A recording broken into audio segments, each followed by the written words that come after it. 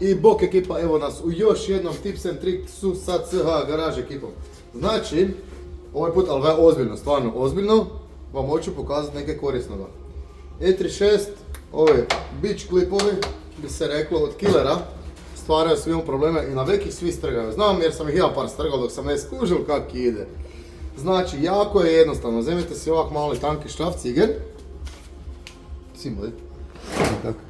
Gurnete ga ovak pod 45 stupnjeva, tu unutra i samo ga otvorite. I to je to, evo ga. Drugi. To je to. I ne budete si nikad strgali to. A ako nemate spreman auto kao što nema naš prijatelj, pa mu ja i Mata i Fročo moram... Ako nemate spreman auto kao što naš prijatelj nema, pa mi moramo pomoći da stigne do... Kad, Mata? 3. maja. Do 3. maja, da bi se prijavili na naš event, požurite jer budete došli peške. Aj buk.